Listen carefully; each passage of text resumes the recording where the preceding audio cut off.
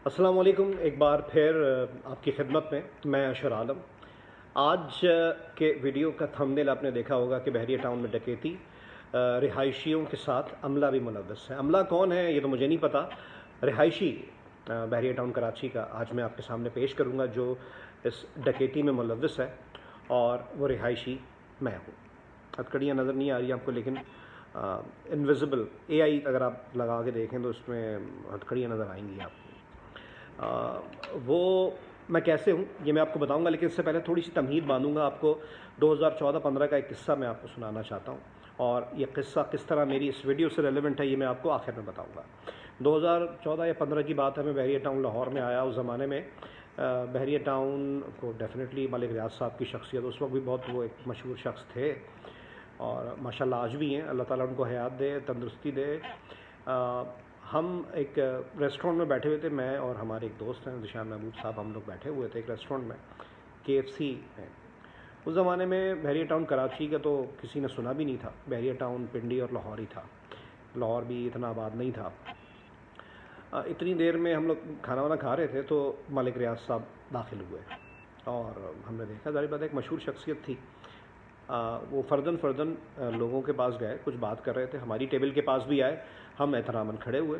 No doubt एक बड़ी शख्सियत हैं और उम्र में हमसे बड़े हैं, और हम सब उनका एहतराम करते हैं। पाकिस्तान को एक बहुत एक अच्छा लिविंग स्टैंडर्ड दिया है, और जिसकी वजह से जो लोग यहाँ से बाहर जाना चाहते थे उन्होंने अपने इरादे कैंसिल कर दिए, और बहरिया टाउन में रहकर इत्मीनान महसूस करते हैं। और नो डाउट बहुत मेहनत से वो लोग अपनी इस पूरी चीज़ को मेनटेन भी करते हैं। खैर, मलिक रियाज साहब से जब हमारी मुलाकात हुई, हमारे दोस्त ने सलाम लिया, मैंने सलाम लिया। उन्होंने पूछा कि जी आपको इस विसिनिटी में बहरिया टाउन लाहौर में कोई प्रॉब्लम तो नहीं है, यहाँ तो कोई मसला तो नहीं है। तो वैसे तो डेफिनेटली कोई मसला नहीं था। हमारी तो आंखें खुल गई थी बहरिया टाउन लाहौर देख के। ऐसे ही हमने लाइटर साइड पे बोला। मैंने कहा सर, थोड़ी देर पहले मैं वॉशरूम गया था, तो मैंने कहा सर वॉशरूम में मैंने देखा था साबुन नहीं है ना। तो मैंने उनसे बोला सर सब सही है, लेकिन इतने बड़े रेस्टोरेंट में बहरिया टाउन में यहाँ पे सर वॉशरूम में साबुन नहीं है। अच्छा, मैं तो ऐसी मजाक से कहा था। वो उसी वक्त वॉशरूम की तरफ चले गए, और सिक्योरिटी गार्ड से उन्होंने पूछा, और वो अंदर जाने लगे तो सिक्योरिटी गार्ड ने बोला जैसे जब तक ना साबुन रख दिया गया, क्योंकि सब ने देख लिया था मलिक रियाज साहब आ गए, उनको पता होगा इस तरह के विजिट करते हैं, और वो फिर डांट पड़ती है। तो जब तक वहाँ साबुन रखा जा चुका था, उन्होंने मेरी तरफ देखा, तो इत्तेफाक से वहाँ पे एक और कस्टमर बैठा था। उसने बोला सर ये सही कह रहे हैं, और थोड़ी देर पहले तक यहाँ पे साबुन नहीं था।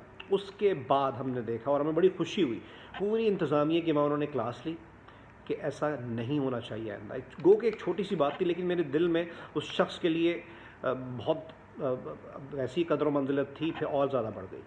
मैंने बोला ये शख्स अगर रहा तो पाकिस्तान को और मज़ीद अच्छी सोसाइटीज़ देगा, और वही हुआ। 2017-18 में हमने बहरिया टाउन कराची का सुना। मैंने एक छोटा सा प्लॉट लिया, और वहाँ पे घर वर बना के शिफ्ट हो गया मैं। और मैं आज भी कहता हूँ मैं बहरिया टाउन का वकील था, वकील रहूँगा। बहरिया टाउन मलिक रियाज साहब की कारकर्दगी का मोतरफ था, हूँ और रहूँगा।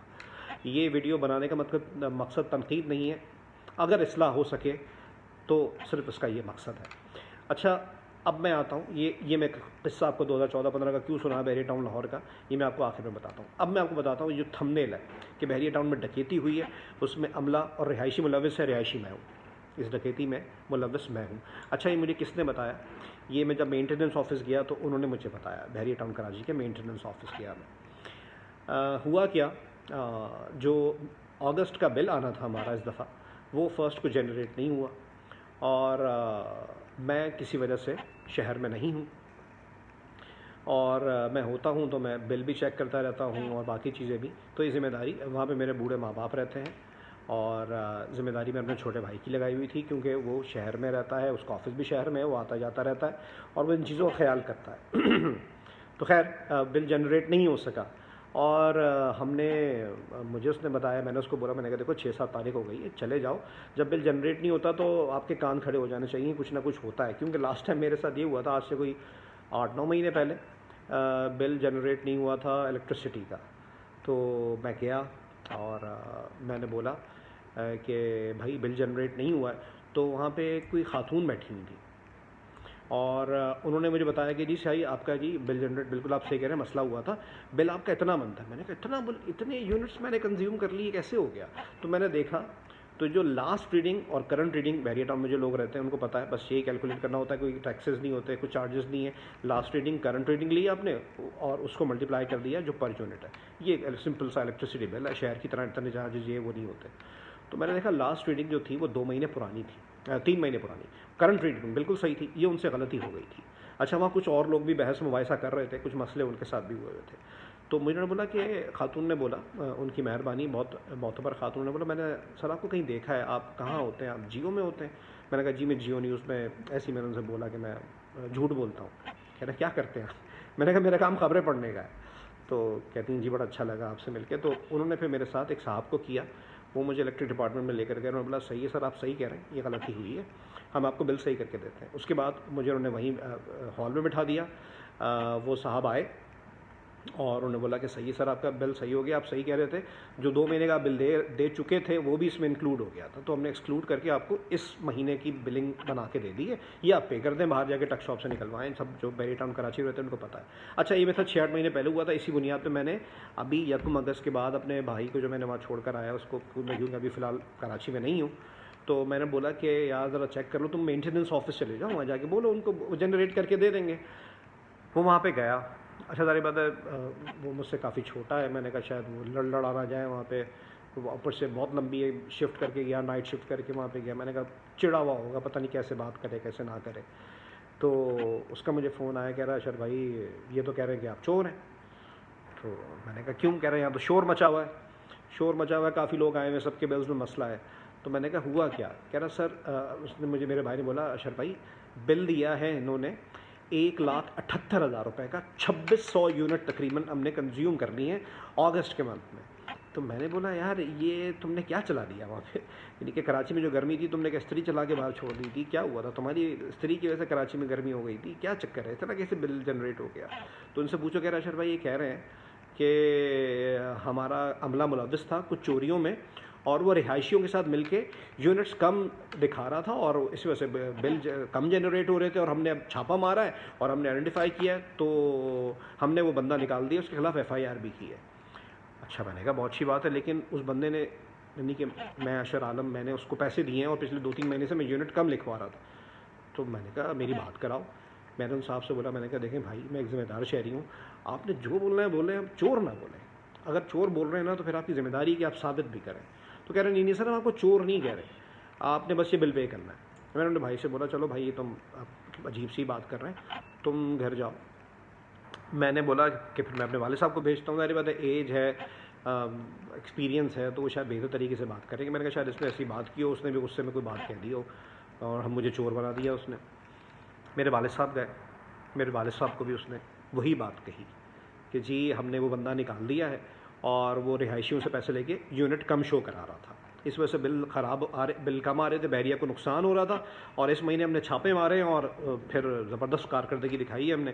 اور انہوں نے مجھے اشر عالم کو ایک 5 مرلے کے گھر کو، جس میں مشکل سے 3 کمرے ہوتے ہیں، اور میرے گھر میں، اس گھر میں بحریہ ٹاؤن کراچی کے گھر میں 5 مرلے میں 2 لوگ مسلسل رہتے ہیں اور 3 لوگ ہم لوگ 2 سے 3 لوگ آن اینڈ آف ہوتے ہیں. میں بھی چند ہفتوں تک وہیں رہ رہا تھا. اچھا میری عادت تھی میں روز یونٹ چیک کرتا تھا. ہم لوگ سیلریڈ طبقہ ہیں، ہم لوگ اپنی جیب پہ بہت دھیان رکھ کے چلتے ہیں، خاص طور پہ جب سے یہ مہنگائی اتنی زیادہ بڑھ گئی ہے. تو بہرحال یہ چیز ہوئی. میرے والد صاحب کو جب انہوں نے بات بولی تو مجھے سخت غصہ آیا. میں نے کہا آپ چلے جائیں اور بس یہ بل بھر دیں. اچھا یہ ویڈیو بنانے کا مقصد کوئی تنقید نہیں ہے، میں بحریہ ٹاؤن میں رہتا ہوں، رہتا رہوں گا، میرے پاس کوئی آپشن نہیں ہے. آپشن یوں نہیں ہے کہ میں سمجھتا ہوں انڈیا، پاکستان، بنگلہ دیش، یہ پورا خطہ بھی دیکھا جائے نا تو بھی بحریہ ٹاؤن جن پیسوں میں اس طرح کا لیونگ اسٹینڈرڈ مل رہا ہے نا، کوالٹی آف لائف مل رہی ہے، یہ میں کہیں نہیں مل سکتی. بحریہ ٹاؤن کراچی میں سیکیورٹی ہو، پانی کی سپلائی ہو، بجلی کی سپلائی ہو، ہر چیز میں A1 کنڈیشن میں ہوتی ہے. ہمارے بغیر کہیں معاملات حل ہوتے ہیں، لیکن اس دفعہ انہوں نے چور کہا ہے. میں نے دیکھیں میں ایک سیلری طبقہ ہوں اور میں کوئی یلو جرنلزم کرنے والا انسان نہیں ہوں. میں اپنی تنخواہ پہ گزارا کرتا ہوں.